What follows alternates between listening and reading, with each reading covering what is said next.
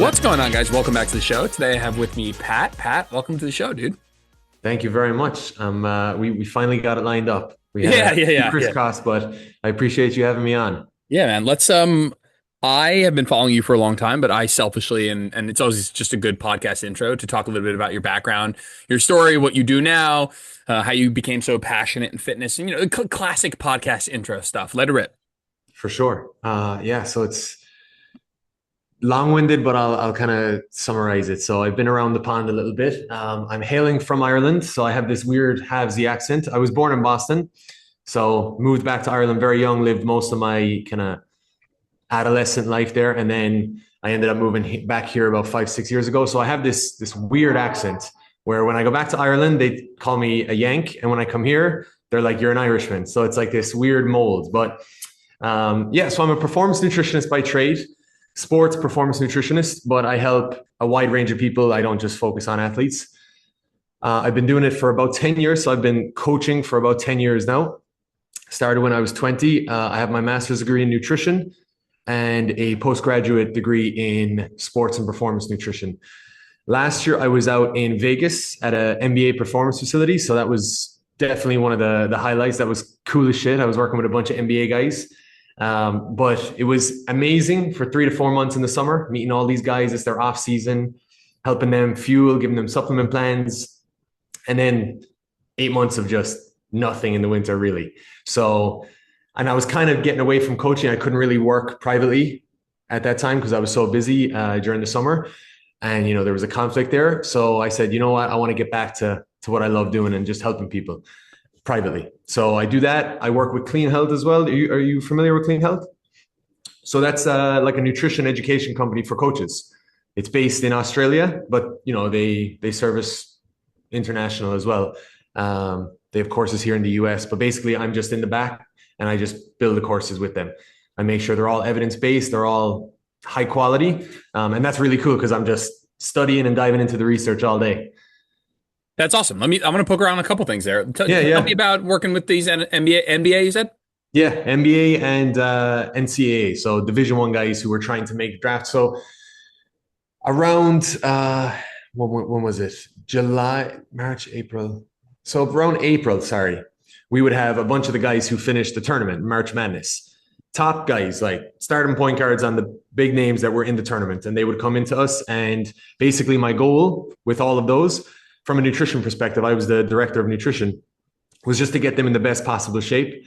And sometimes that means putting on weight, sometimes that means losing weight and losing body fat. And I would just work with them one-to-one, getting them ready to get drafted. And we would have a handful of them that would actually get drafted, of the 60 guys that get drafted in the NBA draft. But then the others would usually get, pretty much all of them would get contracts for at least the summer league or maybe even the G League affiliate. So it was really cool to just to work with a bunch of these guys who were now going to step into an NBA team. And I'll tell you, very few of them had any kind of relationship with the dietitian, with the nutrition staff. There was usually one person who had to do the whole college.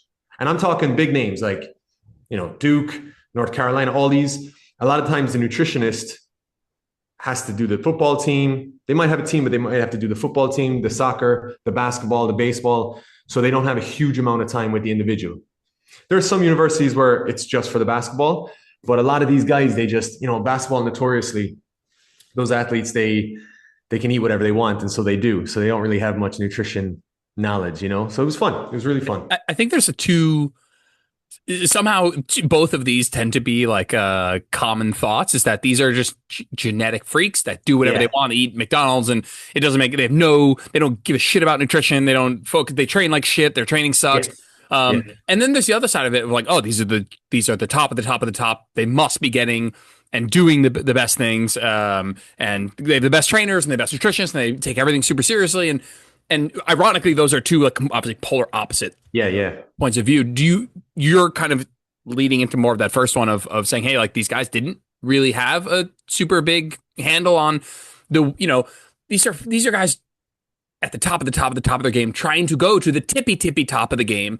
And what you're saying, or I'd love for you to speak on it, is that they actually didn't have like a really great handle on how to take care of themselves from a nutrition standpoint. Yeah, really at all. I had guys following keto diets, and these guys are training 6 hours a day. So what you just said was exactly my perspective going in. I thought it was either they're genetic freaks, right? They were just handed this amazing set of genetics that they respond to anything. And then there was the other end where there's the guys who are just dialed in. They have private chefs. Everything is handed to them. They have it perfect. But neither is really true. Even the NBA guys who are making millions of dollars, they're going to Chipotle for breakfast and lunch. They might have a private chef for dinner. But they're eating flexibly as well. So what I found was it's right in the middle. There's no there's genetics, right? There's obviously a benefit to having a great set of genetics. However, when we say that, we're kind of reducing the amount of work they do, the amount of training. So these guys were training 6 to 7 hours. Like you're going, the caloric expenditure, how much calories you're burning. I mean, we would break it down with these guys in the consultations, and they're burning between 5,000 and 6,000 calories a day. So you see them, they're shredded. They're absolutely shredded. And they are like, when you're watching these guys, you're like, holy fuck, these are like Greek gods. And they can jump out of the building and they can run forever. But it's because they're training that much every single day. And they don't leave the gym. They literally, because there's millions of dollars on the table. These guys are like fighting for their livelihood. And so it's definitely not the reductionist genetic argument that I thought it was. I absolutely thought it was. So they can really put whatever they want in their body, and they won't gain fat to the point where it's seen as damaging or affecting their body composition, because they're just burning it. And what I would try to tell them is, let's focus on how you feel. Forget body comp. Yeah, we're not worried about your body fat. That's dialed in. It never really changes. But let's see how you feel after halftime in a game in the fourth quarter. You know what I mean? These guys are playing 40 minutes in a 48-minute game. Yep. So we'd focus on that, and that's where their buy-in came for sure. Yeah. I mean, there's the old adage of you can't outwork a bad diet, but I do think at like the elite level of activity, you talk about pro sports athletes, high level endurance athletes, that the like satiety index, or like the satiety per calorie ratio that you might look at if you were like trying to manage your calories, it kind of flips on its head, and you start to look at foods that are high in calories and low in satiety as potentially being super beneficial. And I'm not saying that means that that's what they should lean into primarily. That's what we did. Yes. Yeah. But there's going to be moments where, hey man, we're like drinking sugar sweetened beverages, or we're putting more oil, or looking for carbohydrates that are less high in fiber and less filling. And so I think that that's something that you don't think about much, and I don't think the world should be thinking about much, because we have the opposite problem. But from an athletic perspective, I have I don't know if you're familiar with Alec Blennis. Is just like a amazing endurance athlete. He was just talking the other day on a podcast, and he was like, yeah, I have to struggle to eat enough food with the activity that I'm doing. So you said that some, for most people, it wasn't necessarily dialing body comp. Maybe some people had to, gain or lose weight, but for the most part, you're like, hey, I want you performing better, right? You're not pitching them fat loss or whatever. They look great. And so they're muscular and they're fit. You're pitching them, hey, I want to help you perform better. I want to help you do better in your sport, last longer in the game, whatever. What are some of the sorts of things what interventions, we'll call them, things that you would, try and help them change that in order to get them to do that? Yeah, but first, real quick, because you just made some great points. I want to pull it back, because I imagine a lot of your listeners aren't, we'll say, elite athletes. They're more, what would you say? No, you have an idea? Regular people. Yeah, regular people. Yeah, regular people. Yeah, perfect. So I was recently on Joey Muniz's podcast. I know you've had him on, and what we did was we talked about this kind of sports performance stuff, but then we filtered it down, because a lot of these things that we're talking about, they apply in some way to everyday people, as it pertains to your gym sessions, to your runs, whether you're training for some half marathon or a 5K or whatever it is. They're actually filtered down and they actually apply. So don't just listen to the start of this and say, oh, fuck, this one isn't for me, But just two things with the weight gain piece. You're 100% right. We would lean into these kind of higher calorie foods. And I would explain, look, what you said of the adage of you can't out-train a bad diet. When it comes to body composition, right? And we're also talking about immune function, bone health, coming back from injury, cognitive function, aerobic fitness, like they all factor in there. So yes, these guys could out-train a bad diet when it comes to their body composition, but there's no escaping the vitamins and minerals, the antioxidants that your immune system needs, that your bone needs, right? After a fracture, your ligaments need to repair after these guys tore their meniscus, their ACL, their, Achilles. So all these things factor in. It's not just the body composition vertical. But anyway, so when it came to body composition, the two main strategies that worked wonders was calorie bombs, which is just what you mentioned. So if anyone's listening to this and they're trying to put on significant weight, they just can't, they're a hard gainer. I can tell you right now, these two strategies will work wonders because that's pretty much my niche is like working with guys, helping them gain weight. Calorie bombs are foods that are high density, right? A high calorie to volume ratio. And that's kind of what people are trying to avoid when they're trying to lose body fat or lose weight. You're trying to go for more of those. And what I push people towards is like the heart healthy option. So it's a little more cooking oil when you're cooking your lunch or dinner, like olive oil, right? It's full fat dairy. So full fat yogurt, Greek yogurt, full fat milk. Don't worry about the saturated fat in it. You're burning it off. Your heart's doing great. It's not going to affect you too much, right? Nuts and seeds, trail mix, cereals as a pre-workout, all of these things, right? We call them calorie bombs. And you're trying to avoid like high volume foods that are going to fill you up without giving you that bang for your buck. Can I poke in real quick? So who's trying to gain weight? What's a scenario of somebody who's trying to gain weight? I can't imagine that there's listen, when we say gain weight, we're most likely thinking about functional lean mass gains, but potentially there could be like a football player or somebody for whom literally weight is beneficial. But give me an example of somebody who might be trying to gain weight. What's a scenario where that might happen? Yeah, so I should have wrote that down. Gain muscle, we'll say, right? And okay, cool. For people that they call themselves hard gainers, yep, right? And I see them, they're in the gym for years and they're training and they have these very structured programs and they're tracking everything and they're diligent. Well, they are what we call trained people.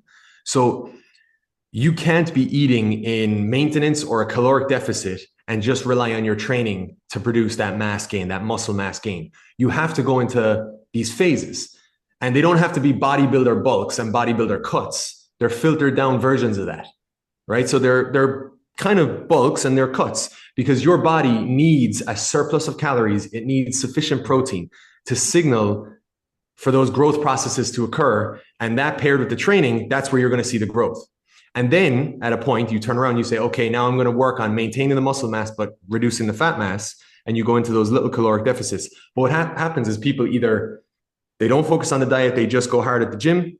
And, when we talk about genetics, genetic predisposition, some people, it is harder to gain muscle mass as effectively. So you'll have to go at them a bit more aggressively, those phases, the bulk and the cuts. So anyone who's trying to gain muscle mass, you're in the gym regularly and that's your goal, body composition. Maybe you don't play a sport or maybe you do. For playing sports, basketball, football, any contact sport. And don't tell me basketball is not contact. I'm telling you, I was watching these games. Holy shit. It's going to help you. More mass is going to help you, right? Taking contact, staying on the ball in whatever your sport is, in any martial arts sport, any combat sport, more mass is going to help you. You just have to make sure the majority of what you're accruing is functional mass. Because if you go into these bulks, and some of these guys they're bringing on a lot of fat mass, and that's not functional. That can open you up for increased injuries. It affects your fitness. And a whole other array of effects there. Totally. I'm going to kick it back to you once. Like, there's going to be a person or many people who are listening to that. And just, by the way, I'm going to circle this back. I agree with you. So I'm going to come back to my agreement with you in just a second. But there's going to be somebody who says, oh, body recomposition, I can build muscle at maintenance. I can, everyone talks about recomp and there's courses and there's, I'm at a place now where like, I don't argue what is or isn't possible theoretically. I work with I very much have had chats with people who I'm like, hey, let's find out how much proof is in the pudding. And if you want to try and recomp for 6 months, take a before and after photo and do everything you can. Eat at maintenance, hit the protein, good training, good sleep, whatever it is, macros, stress management, do it all. Take a before and after. That's what you can expect or less from here on out at maintenance. And what I would say is I've become like I used to be. My brain is super logical, and I'd rather like be like, oh, here's what the science says, like, and really lean into it. Yep. But when I look at if I just looked at anecdote and practice, by the time somebody hires me, they're probably somebody who's been working in the gym for more than 0 days. Let's just say it's not their first day, and if you've been training for like at least a year, unless you're a genetic freak, what most people are looking for, because I'm not saying you can't build muscle outside of being in a surplus, but the kind of muscle and change that you're typically looking for probably won't happen at maintenance unless you're a genetic freakazoid. And the problem is if you're a genetic freakazoid, you would have already done that. It would have already happened. I have one client who looks like she was a runner until 40 and then just picked up a weight and never went into a surplus and looks like a bodybuilder. And Yeah, I'm yeah, like, yeah, yeah. that person has never talked about recomping because that person didn't talk about anything. They just exploded. So anyway, my point is you made more of a conclusive statement of like you're kind of gonna have to go into a surplus, and I think that's gonna trigger people to be like, well, recomp's a thing, right? You can do this Yeah. you can even build muscle in a deficit. Chris Barrakett's research, whatever.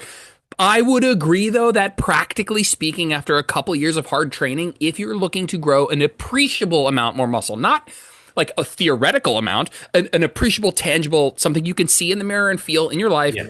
I would either tell you straight up, don't bother trying to recomp, or I would say, hey, turn every dial you can for 6 months and Mhm. assume that that's the best it will ever be because there's diminishing returns with more lean tissue you gain. So it's like, hey, whatever you got in these 6 months, assume the next 6 months you get 90% of that. And the next Yeah. 6 months you get 90% of that. And it just keeps getting worse and worse and worse. So I don't mind if people I do that all the time. Like, hey, let's do 6 months of recomp. And if Yeah. you fucking have amazing results, then you have amazing results. And if you don't, then you know now. So I just want to say if people who heard you say that and thought, okay, recomp's a thing, it is a thing. But I think once we're talking about trained individuals, if you want an appreciable amount more muscle, I think a slow and steady surplus, which I'm sure you would agree on the slower side, for better proportion of muscle to fat gain is probably a good idea. So anyway, I just want to say circle back A around. 100%. Yeah. And I would say, like, I've experienced in my 10 years of coaching plenty of examples where that body recomposition is absolutely possible at maintenance or what they report to be a deficit, right? I actually changed my mind on this because I've been very much in the sports nutrition realm. I wasn't really in that domain with the body recomposition. And I worked with Team BioLane with Lane Norton for a year and a half. And this was a big part of Lane's content was the body recomposition and kind of debunking that. And we would have calls and he would talk through it. And it just blew my mind. And I was like, oh my God, this is what. So basically, I 100% agree. There's a subset of people that will respond pretty much to anything, right? And that depends on your background and training. Are you just starting in the gym with a rigid program? And you could be trained for 3 years, but you never did a rigid progressive overload program. You know what I mean? So you will already respond even if you're at maintenance. But as a coach, don't we owe it to our clients to give them the approach that works for 80% of the people, not 20%? You know what I'm saying? So that's why I say you do have to go into these phases because I've seen it. The majority of people will respond better to those, but there are absolutely the 20%. I mean, these are crude estimations, but they're the 20% that might respond in a different way for sure.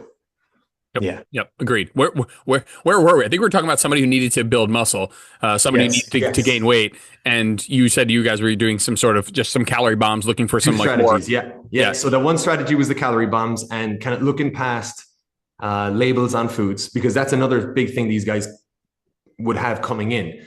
This food is bad. This food is good. There's a lot of morality tied to foods. We try to get rid of that. I would tell them, hey, look, your body is a furnace right now. It doesn't really matter what's going in because you're just zapping it as energy. Like 6 to 7 hours on the court, I'm not going to say it doesn't matter what you're eating, but anyway. So that was the first strategy. The second strategy, this is what will work for your audience really well, is food alarms, food reminders throughout the day. And that is, if I tell you, okay, we need to go into this significant caloric surplus for you to gain muscle mass, you're what we call a hard gainer. You're not really responding to like a small surplus, so we have to go hard.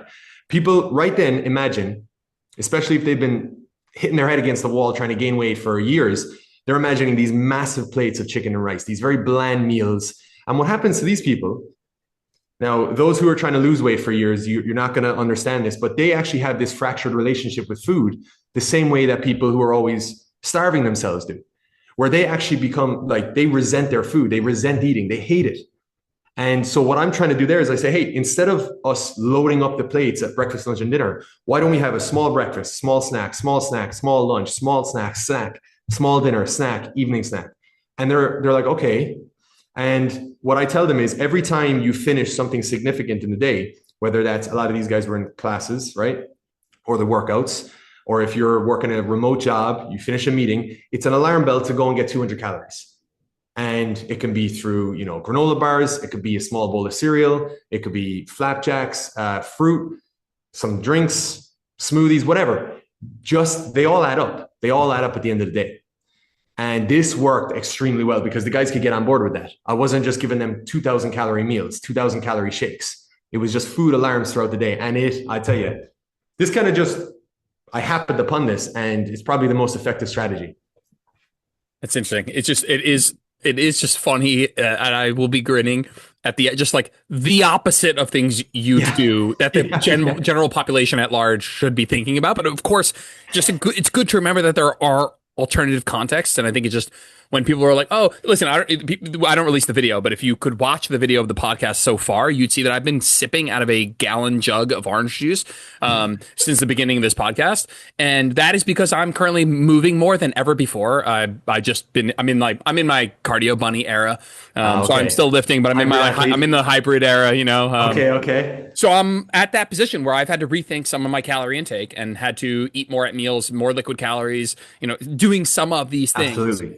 And so, yeah, it does resonate. I agree with that. My curiosity also is did anybody have to lose weight? Did anybody have, hey, like maybe we were getting by in college at this body comp, but like to take it to the next level, it's actually the opposite side of the equation. And how might that have gone? Yeah. I definitely had a few guys who needed to lose weight, lose body fat, and it was funny because one guy who I worked with for 6 months, he was the first guy who came to us. Every NBA team loved him. They said he was one of the best shooters in the whole draft, but every team said he was overweight and he was carrying too much body fat.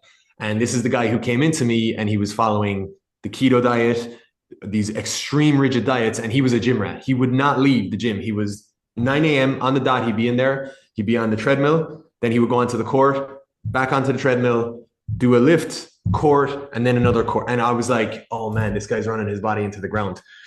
So one strategy that worked really well with this guy was periodizing his calories day to day. So we would have and this works for people who are trying to lose weight, but they might be a hybrid athlete like yourself. They might be training every day, is just label your days as high and low, because there's a bare minimum of calories. There's a calorie floor. You can't just cut perpetually. Like you have to have bare minimums. And that's so your body can actually recover from the training. It can get the most out of those sessions. And then things aren't compromised, like your immune system, and you're not opening yourself up for injuries, because all of the risks increase as you're in a caloric deficit and you're continually training. So I would help explain that to this guy. And, he wasn't eating carbs when he came to me. Can you believe that? Like 6 hours of training, he wasn't eating carbs. So I would have to debunk the idea of carbs. We slowly got that back in, and he felt way better for it. And he absolutely saw progress, because what happens is you're able to do more. You're able to do more. And so when people cut out food groups, I say, if you're cutting calories, there's a certain level of shitness to your diet. If you're cutting out calories and carbs, it's like double fuck you. Yep. You know what I mean? So you don't want to make it extra hard on yourself. And then all I recommend is, if you're training, let's say 3 days where you might go out for a run, maybe you hit the gym, so you do 2 in that day, they should be your higher days.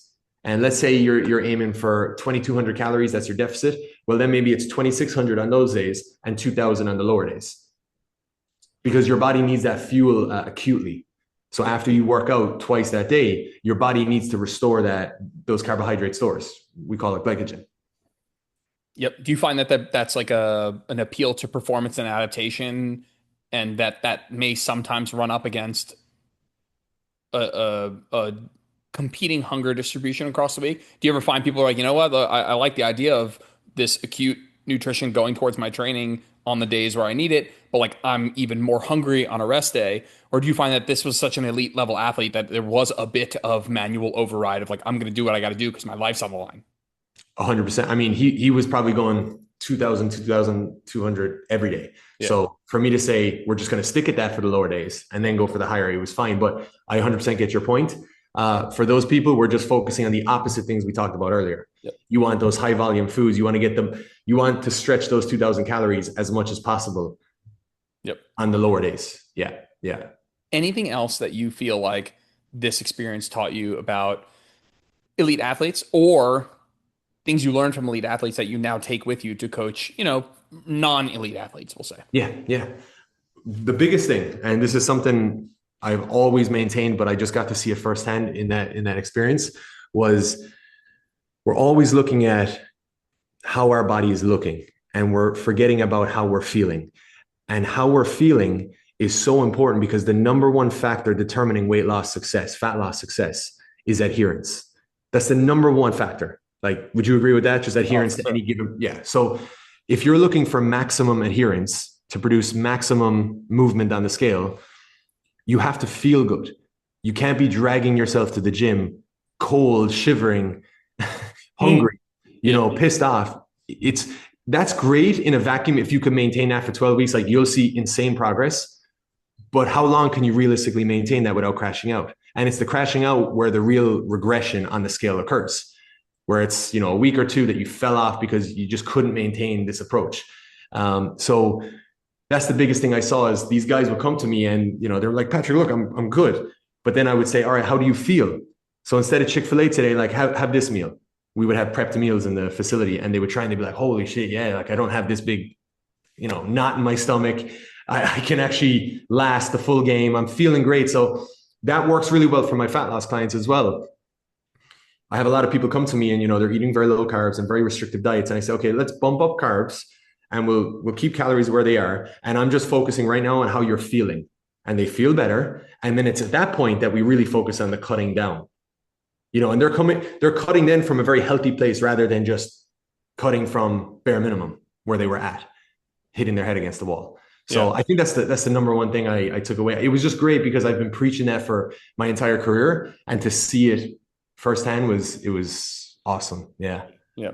Yeah. I think that goes for, I think it might look different on an elite athlete to like a regular person, but I for think the sure. idea of like the idea that you're going to immensely suffer your way to a result that you will then maintain is Yeah. highly, highly, highly. I mean, listen, a certain level of I wouldn't even say the word suffering, but I would say certain trade-offs and certain changes and certain restrictions that you have to do to make you like you have to. If nothing changes, nothing changes. So when we're talking about Mm. making a change to get a result, something must change. We have to make a trade-off. But yeah, the idea that it has to be white knuckling, actually, not even has to be. The fact that I just don't believe that that will work ultimately. It will work to get you there potentially. Some people can white knuckle it from point A to point B, but if you imagine point C is maintaining that result, whatever it is, forever potentially, then I don't think white knuckling will be a sustainable habit for sure. For sure. Yeah. And like if we just filter it down to people who are not elite athletes, right? If I use my own example, when I started, and the reason I went for my master's in nutrition was because I was going through all the diets myself. I was like an overweight, 20-year-old, and I was trying all the diets. And I can't remember a gym session where I felt good and I was able to really, really push the weight, push the numbers, and left the gym just feeling good. I was always just struggling through it because I was on some form or another of a diet. Sure, sure, And sure. so like that's how I would translate it through to everyday people who are just training in the gym. It's just like, how are you feeling in your sessions? The better you're feeling, the more volume you're going to do, the more calories you're expending, the more of an oxygen deficit, the more of a calorie burn on the back end. Like it all filters in. It all filters in.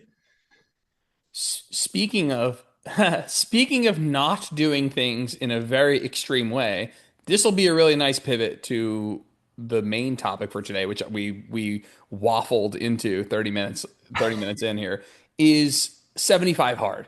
Mm, And to set the scene, because I want to just throw it to you for as long as you want to talk about 75 hard, yeah. that would go against some of the things what we've been talking about here. And I think that there's to say that there is nothing beneficial about it is not what I would say. And I know that Yeah. you have some positive things to say about it, so I very much want to hear that. But I can imagine that when I said 75 hard, the listener is having a reaction. They're having Yeah. a reaction of, and for those of you guys who don't know, you're going to talk about it. I want you to give me more detail on it, but let's assume it's a 75-day challenge with certain tasks and certain rules that you have to do, and it is Mm, purposefully extreme is a weird word, but it's like purposefully very intensive. yeah. And it rightly or wrongly gets a bad rap for being super extreme, super unsustainable. Makes you have worsens your relationship with certain things like food or relationship or with your body or movement or whatever. And overall, if you just type on the internet, if I go on my stories, hey, what do you guys think of 75 hard? It will get a 90-10 negative outlook Yeah, yeah, of yeah, it's very extreme. It's going to do this. It's going to do that to you. It's going to mess up your views on this and eating disorder that or whatever. And so I'd love for you to tell me more specifically what it is and just your experience with it because I find it unique. And immediately when I saw your stories about it, I was like, I got to have this guy on because first of all, I've been following you for a long time. You have great information, but this was a yeah. unique perspective. And so I'd love for you to share. I'll shut up, let it rip. No, I love that preface because to set the scene, right? I agree with anyone who has negative apprehensions towards it. I have been, for my entire career as a nutritionist, the guy who is against any kind of fad diet, any kind of restrictive diet. I think all foods are good. I think if you like Twinkies, you can have Twinkies, as much as you want, as long as they fit into the diet. I'm that guy. I'm that guy who defends every food. I don't like restrictive diets. I never have. I've gone through the research. I spent time studying and I just see they don't work, right? With that said, I choose to kind of overlook. So the 75 hard, let's just break it down. It's a 75-day challenge. It was created by a guy called Andy Frisella, and he is a very extreme influencer. It's very just black and white. Just get the fuck on with it. Harden up. Yeah. So I'm not on that page really. However, I choose to see, sorry, I have to explain the 75 hard. It's, you have to drink a gallon of water a day, right? We'll come to that in a second. You have to do 2 workouts a day, and they have to be 45 minutes each, and they have to be split up by a couple of hours. So you can't just do like an hour and a half workout and say you did 2 45s. One has to be outside. They have to be continuous in nature. Now, like a walk can be, if you go for a walk and you're pushing yourself and it's not just like you're hanging around and chilling, that counts, right? You have to set up a diet. And this is what I like about it. The diet is whatever you say at the start of the challenge. And so for me being an evidence-based nutritionist, I set that up. I'm not overly restrictive. You know what I mean? Some people go carnivore for it. Some people do some crazy shit. And I highly disagree with that. You also have to read 10 pages of a nonfiction hard copy book. You can't do audiobooks. And you have to, no alcohol. And then I think that's pretty much it. And a progress photo every day. Progress photo every day. Yeah, that's pretty much it. Yeah. So I took on this challenge 2 years ago and failed at day 40 because I wanted to go out drinking for my good buddy's wedding. Then took it on again in Vegas and I completed it. Hold on. After the first time, day 40, you decide I have something else I'd rather do. You do that, and the following day, you do not You're continue done. with it. Yeah, you're done. You have to do it every single day. I know you have to do it that way, but like you could have not done it that way, and so you decided not to continue with it. Yeah. Right. That's an interesting point. Yes, well, decided is a funny term because from day like 30 to 40, I'm Irish, right? I love a drink. I don't know. I love a beer. I love a few drinks. And from day 30 to 40, I was just like, it was the middle of the summer. And I was like, I want to have a few drinks. This is shit. Why did I start this? And that's who I am, right? So this is why I'm a pro 75 hard because I'm the kind of guy who I get these great aspirations. I get these great ideas and I do them for a week. I do them for 2 weeks. And then it's like, I just fall off and I start something new. And that's who I've been my whole life. And so if anyone is like that, and I'm talking anything, not just diet, I'm talking a new sport you took on, a new business you were going to start up, anything. I got into this pattern where I was making promises that I would never keep. And so when I was saying things, they meant nothing. They absolutely meant nothing. And I don't think there's anything worse, really, if you can't believe your own word. Like it's tough. So I got into the challenge again, my first day in Vegas, actually. So my brother went out, I drove across country. And when I got to Vegas, my brother did the last leg of it with me. We went out hard that night, the night I got to Vegas. And then the next morning, I went on to the 75 hard and I completed it that time. And it changed my life. Now, that time I was, struggling through it. I'd be up at midnight or 1 finishing the workouts. I didn't do it organized, right?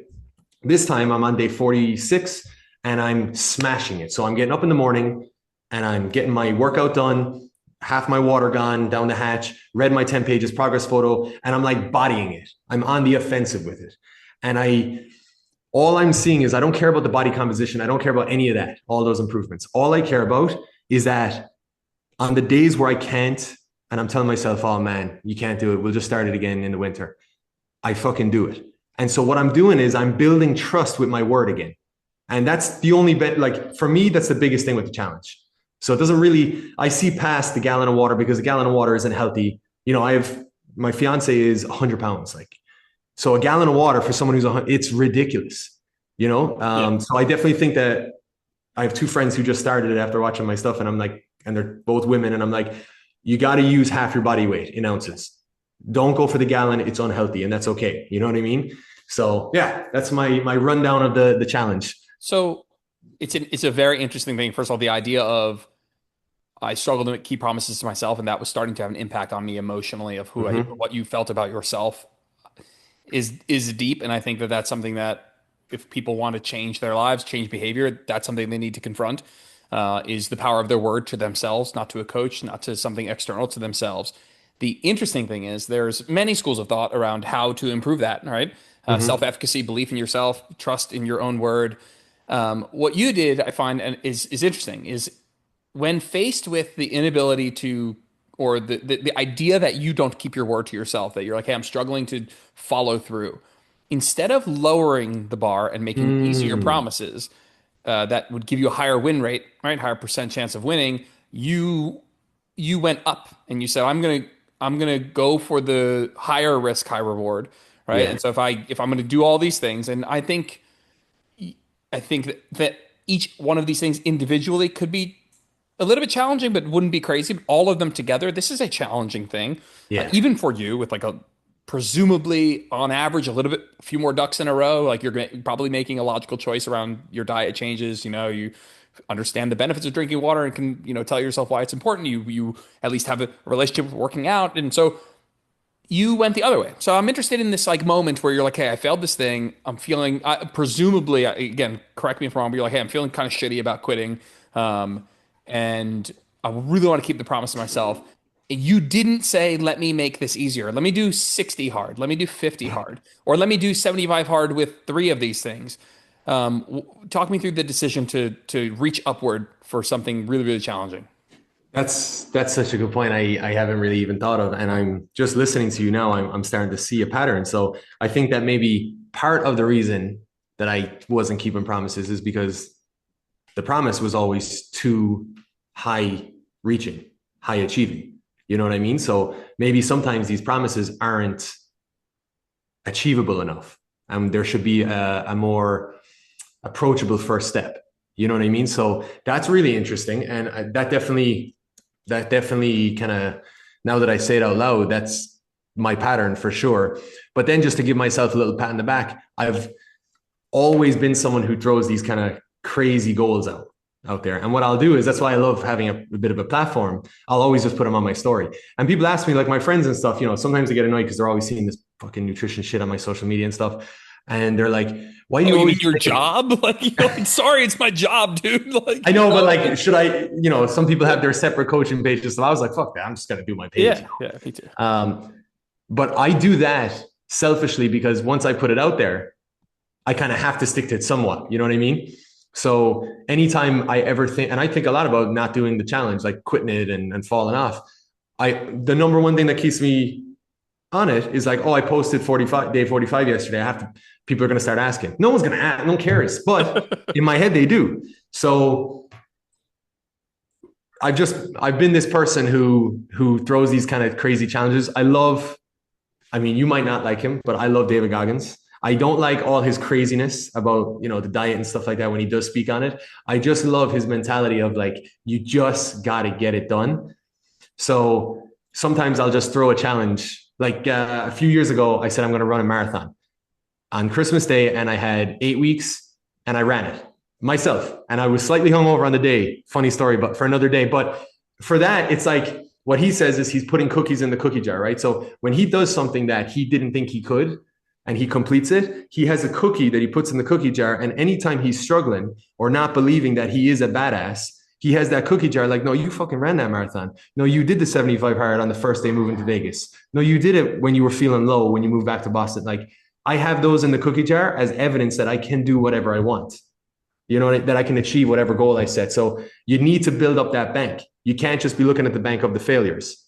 It's kind of moving into that more manifestation where you have to look at things in the positive light of things that you're able to do, the positives of what you're doing, rather than the things that you're failing to do. Does that make sense? Or the No, lack of. it totally makes sense. And I'm thinking of so we have we the royal we have literature on when we look at specifically fat loss, but I'm gonna use fat loss as a proxy for like making big changes versus little change. Like one of the biggest predictors of long-term weight maintenance is initial weight loss. And initial weight loss is a proxy for a larger deficit. And so when we look at like people who are in large deficits or small deficits, you'd suspect, the people doing it the sustainable way, the small changes, small deficit, they're the ones more likely to sustain it long term. That's not what the data says. Now, that's on a population level. I'd say on an individual level, it's very mixed. And by the way, it's not like it's a landslide victory, but it's certainly not, again, if I put that up on social media, your intuition's gonna be like, yeah, people doing it nice and easy, nice and slow, they're going to sustain the results better. That's not what we see.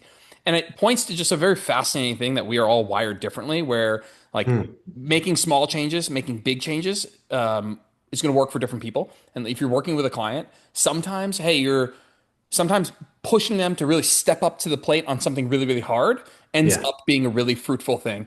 And other times you push somebody too far and it backfires. And what Yeah. would have been better would have been like, hey, like instead of aiming for that high of protein, let's just incrementally jump up there. And you can even Yeah. just take that where you're like, let's say you take somebody, we could talk about how somebody might be constipated if they jump up with protein, but forget about that for a second. But like somebody might do better with saying, nah, screw that. We're not tiptoeing up here. We're making some big sweeping changes, because by making big sweeping changes, we can sooner feel the results of doing that, and we can start to use that as motivation, right? Someone's like, hey, I'm gonna 200 calorie deficit. Like that is both more sustainable and will take longer to see the results. And you're trying to find that perfect balance. I think it goes for everything. The size of change that you're trying to do needs to Mm. be an amount that you can do consistently, but also enough that you're getting some sort of return on it. And so Yeah. I'm Yeah. like, I'm seeing like in this moment in you where you're like, yeah, like you could have done 30 hard, right? Or you could have done 75 hard with just like two of these things. But it's possible that for you, that doesn't light a fire for you, and that maybe trying and failing 75 hard a few times to then ultimately do it well. Sorry, to then ultimately have done it at all, but then the second time, like this time around, doing it really well. Maybe for you, that is just the better route. Like you might look back and be like, yeah, and I don't like putting ourselves in like identity boxes, but in moments like this, you might be like, yeah, man, I'm a big swing kind of guy. Like I'm gonna do better if I'm a little scared by the goal, if I'm making a big swing. And if you tell me to be like, just drink one more glass of water per day, like I might be more likely to say fuck that because it doesn't fire me up. Does any of that resonate, you think? Oh, 100%. What would you say? That's such a good point. What would you say the main reason for that research that it doesn't really produce significant change with the very moderate approach, the very, very like small approach? Oh, lack of results, I suspect. Mm. People And are then don't lack of motivation, lack of yeah, adherence. motivation from the Yeah. results, Yeah. totally. And then if we're talking the actual magnitude of that change, it could be within the margin of error. You know what For I mean? sure. If we're talking 200 calorie deficit, Yeah. that could be a tracking error. Yeah, So and someone could Scott, be, I don't want to cut across here, but what I want to say to my listener right now is that does not mean that you or I, let's say that research exists. I've had Martin McDonald on to come talk about aggressive dieting. That does not mean on an individual level yeah, you treat people that way, because I don't yeah, think those studies really represent what would be going on working with a one-on-one coach who would have more oversight, more guidance, more individualization. So I think those statistics would change, but it is a reminder of, hey, it's not so simple as just make small changes. yeah, yeah, It's like it yeah, doesn't yeah, always need to be that way. And I think 75 hard is an interesting thing. You're like you're not the typical you're not the typical like Andy Frisella disciple. You might Mhm. be, but you're like an evidence-based nutrition person who like understands like the big foundational rocks. You're not just like Yeah, a I'm just going to do everything to the mega extreme 24/7. We had a whole the first 30 minutes was us being like, "Hey, we don't really love super extreme diets, but here we yeah. are doing something extreme." So I find that to be interesting. So great point, right? And not getting political whatsoever, but this is the problem is like you're either a disciple or you're not of someone. And it's like I love certain aspects of Andy Frisella and I completely vehemently disagree with others. Same with David Goggins. And so that's what I think it's important for people to think about. It's like, I don't know, even the carnivore MD guy, you might like certain aspects of what he's talking about. and then filter out the rest. But you don't have to become this freaking brainless disciple and follow every single part of what they do. You got to be critical. You know what I mean? You have to be skeptical of certain things. And so what I do is I just choose to take certain pieces, and hopefully on my social media, I mean, another reason I like to share it is I'm trying to get a bit more transparent, and I'm showing people, like, I'm not just posting, hey, I bodied the challenge today, challenge done, da da da. I'm like, yo, today I was about to fail this thing, got in for this workout, got in for this walk. I'm covering it on YouTube where I do long form on it, and I'm like, yo, like today was just fucking awful, busted my eye on a ladder, like, but I'm just gonna get it done. So what I'm trying to show, just inspire people in that way. I'm not doing it. It's not like easy for me. You know what I mean? I'm struggling through this. And hopefully by you see me struggling through it and getting to the end and showing you that change, that transformation mentally, mostly, hopefully that inspires you to now go take something, not the 75 hard, go take on something your own. You know what I mean?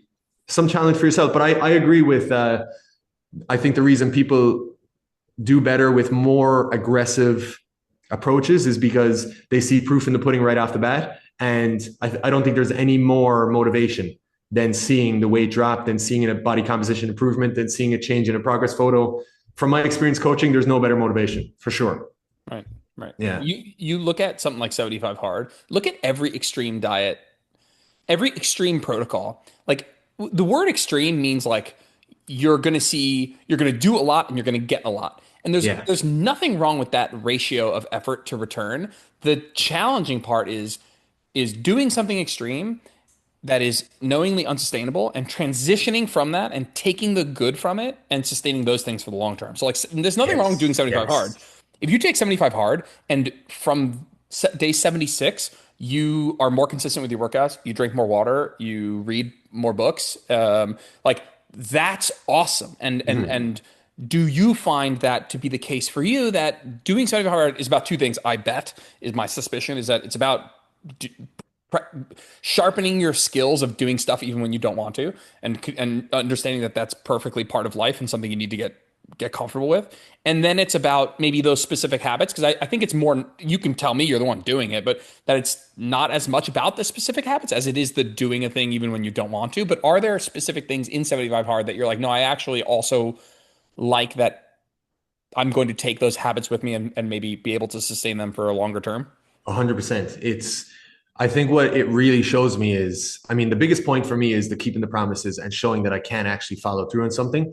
But the next thing is just the power of consistency, right? And it's like 10 pages, there's more aggressive things we have to do with the challenge, but the 10 pages is not a lot, right? Like 10 pages of a book. And a lot of people, they want to start reading and they'll sit down for an hour or two trying to get through as much of the book as they can. And then tomorrow they don't want to read, but it's like, if you do 10 pages for 75 days, that's 750 pages. That's 4 to 5 books potentially. And you show yourself like, Jesus Christ, with just 10 pages a day, I can cover so much. With just a 45-minute workout a day, I feel the best I've ever, I mean, there's two, but I feel that it doesn't have to be an hour, 2 hours in the gym. With just 45 minutes when you come off the challenge. Like, I'll absolutely not be doing 2 workouts a day once it's over. The one thing I will caution against is if people who, and I feel like nowadays it's more people than not, have this all or nothing mindset, or at least they identify as having an all or nothing mindset. The first thing I say there is that there's definitely levels to that. True all or nothing is like people who have serious, I would say, addiction problems and like serious issues there. But then there's the all or nothing where guys are either on a diet extremely or they're off. And I struggle a little bit with that, where I don't have any addiction problems or anything like that. But I mean, the first time I finished the 75 hard, my fiance hadn't moved out to Vegas. So I literally, telling the truth here, I got 5 guys, 2 big meals, and I got an 8-pack of high noons. And I just sat at home watching Netflix, drinking and eating. And then I felt so bad about that the next day, I think I got a pizza or something. And I think I had a few more beers and I was like, fuck, this is bad. So in that week or two, I definitely got into some bad behaviors, but I know this time I don't want it to end. Like, I want to keep rolling with it because it's a much different approach. I know I'm not going to go back drinking a bunch and eating a bunch of food, like fast food and things. I was struggling through it last time. This time I'm bodying it. I'm fitting everything into my routine. And then after, I'm definitely going to keep up the reading for sure. And it's just going to be 10 pages. Just wake up, 10 pages. It takes 20 minutes, down the hatch, And you'd be very, very surprised at how much you cover with just these small little things every day. Just the key is every day, small, but every day, you know? Talk to the person specifically. We got 10 minutes and I want to do a little bit of this. I want you to talk directly to the person who's heard of 75 hard or maybe Mm-hmm. hasn't heard 75 hard and is considering it. What would you say to that person? Advice or caution or both? For sure. First off, there is a soft 75 or a 75 soft. If the 75 hard is too much, I would 100% recommend looking at that because I believe it's one workout a day. It's not a gallon of water. It's just like a regressed version. And I think that's a great jumping in point. For the 75 hard, just make sure on the horizon because 75 days is a long time. It's just under 3 months. And like I'm looking back at my progress photos. And when I go to photo one, I'm like, holy shit, you were on this trip. That feels like an eternity ago. And I was still on the challenge. So just make sure you have nothing major coming up that is going to really impede your ability to adhere to it because that's going to affect you mentally. You're not going to think you're able to stick to it when realistically you had a vacation, you had a massive like wedding or something, you know? So just kind of like plan it out. 75 days is almost 3 months and make sure you have nothing significant in those 3 months. And then join the group because I think community is there's a Facebook group. I think community is the biggest part of this. And so that's the post I put up yesterday. Like I'm moving towards that is not doing challenges like the 75 hard where it's extremely aggressive. But the biggest piece I want to give people is the community. So waking up and feeling like, all right, I have to complete this habit for myself, but also because I'm accountable to a kind of a higher level, like a group. So I would definitely recommend either doing it with someone. Do it if you have a partner who's open to this, it's the best thing you can do. It's the absolute number one thing you can do. If they're open to that, don't force it on them. But if they're open to it, it's the best thing because like you're in sync then. You're not sneaking out for workouts at 11 p.m. or, missing social events with them. Like you're both on that same page. And my fiance did it with me the first time and it was amazing. And then lastly, regress the water. Like I don't give a shit what they say. 1 gallon of water for smaller females is just way too much. It's way too much. It's unhealthy. And there was nights where it was like 10 p.m. and she was chugging water, and I'm like, this is bad. Like no. So I think that would be the last tip. Did you ever consider changing any of them? Like the water, but for yourself of like, because I think there's the concept of doing something hard for X amount of days. And then there's the specifics of the things you're doing. Are there any of those that you felt tempted to modify? You mentioned the water for like safety purposes, which I totally agree. I think half body weight in ounce is a good spot. Any of the other ones that you felt like, then there's, even as I'm saying that, I'm kind of triggered because like the whole point is maybe not overly modifying it to the things that you'd really love, like That's why that's it's called a so, 75 hard. so Yeah, it's tricky. yeah. It's like you want it to be productive, but you don't want it to be easy. So, but part of it being productive is maybe it not being easy. So, yeah, I guess as I'm saying it right now, I'm like, yeah, well, modifying it might defeat part of the purpose, I mean, that's his whole brand, right? So he has a website, and when you go to the website and the app, there's all these FAQs, and every question has been asked, like, "Hey, can I work out in my balcony if it's raining?" No, it's always no. It's always you cannot modify it. So that's his brand. So Yeah, that's what he totally. wants for it. That's what he Right. envisions, and I respect it to a degree. For me, we'll say the diet. So my diet was just, I said no, like McDonald's fast food, right? I can eat out at restaurants, but I'm not allowed to get any kind of, and I don't eat that anyway, that regularly. I couldn't have candy. I couldn't have ice cream, and soda. And that was my diet. You know what I mean? My diet's like very well balanced other than that. So I didn't need to, but you see people who are saying you have to do it. There's no restrictions on the diet. Right. It's open to interpretation. So anyone who says you have to do something like fasting, like there's a lot of people who do it carnivore. It's crazy. There's a lot of people who do the key. They do very rigid diets. 75 days of diarrhea. Yeah, yeah, Like, yeah. And like with the water, 75 days I just mentioned is a long time. So with the water point, I say it's not making it easy. It's actually making it healthy because if you're drinking way too much water for 75 days, like that's definitely taking a toll on your body. If it was like 2 weeks, it's a different conversation. But if it's 75 days, like that's a long time. It's too much water. So that's that. And then the workouts, all you have to do with the workouts is just push yourself in whatever you're doing. If it's a walk, it's not a casual walk. It's like, pushing the pace, continuous. But other than that, the diet regress it to whatever, that means for you. what have your workouts looked like? What have you done for the 2 days? I'll be honest, I've lifted almost every day of it, which is, I mean, if you have to work out, like that's typically not what I would recommend. But if I yeah. had to work out twice per day, shit, I'd be like, cool, like I'm making up a 7 day split, like, Yeah, yeah, yeah, yeah, or yeah. the occasional day off where I'll go for like two really brisk walks, maybe. But yeah, I would strongly consider that. So I get that. Yeah. So funny part about me is like I'm in this field, health, fitness, coaching. I hate lifting really. I mean, I don't hate it, but a lot of my peers in this, they fucking love lifting. Like they love, now I'm at a point where I really enjoy going to the gym, but like I'm a basketball player. I love playing sports. You know what I mean? I don't like going to the gym.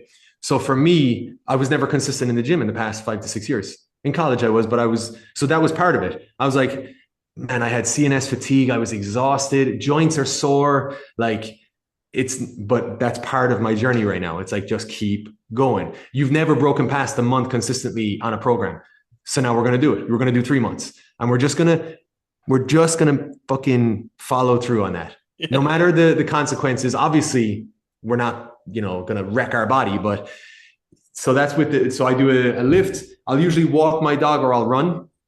I usually walk my dog like at a good pace, 45 minutes, or run He's getting in great shape, man. Like, dude, I'm feeling better than ever. I'll tell no, you. I meant your dog. Yeah. My dog's lost like he was chubby. He's lost like 10 pounds. He's doing 75 hard too. Yeah. Okay. And he's literally, it will be like 30 minutes into the walk and he'll be dragging me towards the house. And that was never a thing. It's hilarious. Oh, that's awesome. That's awesome. Sweet, man. I want to wrap things up. I want to take up too much of your time, but I really like this chat. It's so good to hear. I totally see how it could be helpful. This is the idea that nobody can benefit from doing something extremely challenging just doesn't make sense. Of course, there's going to be net positives here.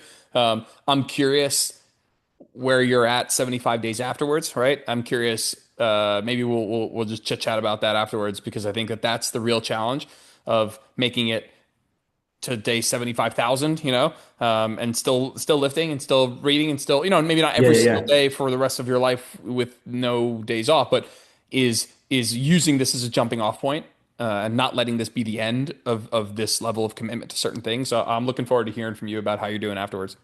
Yeah. I mean, they have a whole program for a year. It's a month off. So he wants you to go for a month off.